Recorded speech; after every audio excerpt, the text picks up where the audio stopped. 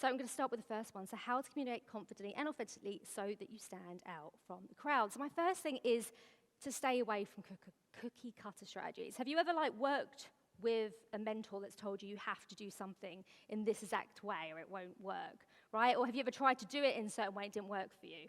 I know I had a mentor who was just it was the whole run to the back of the room, share a story in this way, make everybody cry, then make them laugh, and then tell them to go and buy at this point, and there's a bonus that will run out in 30 seconds. Oh, you're right, but you start to see past it, right?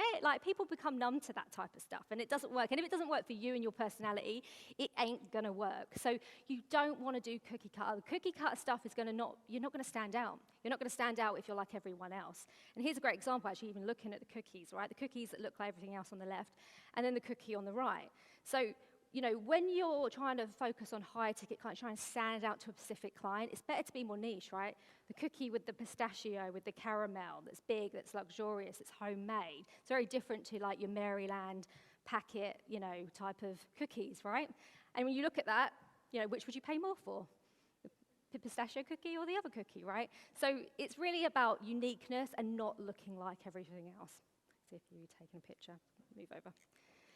You've got to find your voice and your message and align it to what you sell and vice versa. So I think this is super, super important. If you want through your content, through your presentations, through when you speak, to attract your ideal clients, then you really need to reverse engineer it. You really need to think about what is it that you offer, what is it you do, what is your framework, and make sure that the presentation really connects to what it is you do. If there's any disconnection from that, it's just not going to work, right? So we really need to make sure those things are aligned and they're really, really authentic to you as well.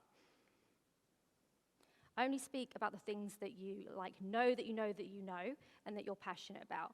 Again, when you want to speak well, you want to come across well, then you need to be speaking about those things that you feel confident with, right? Because if you start talking about things that you don't really know or that people might ask you a question and you might get stuck, you're always going to feel unconfident about it. It's never going to be that genuine. And you want to be passionate about it, right? If you're doing this for many years or the rest of your life, you need to be passionate about it. You've got to enjoy it as well.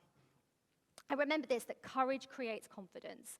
I think this is super, super important, is that when we are speaking and getting out there, we need to understand that you're not just confident. You don't just become confident. It's those courageous actions that help you be confident.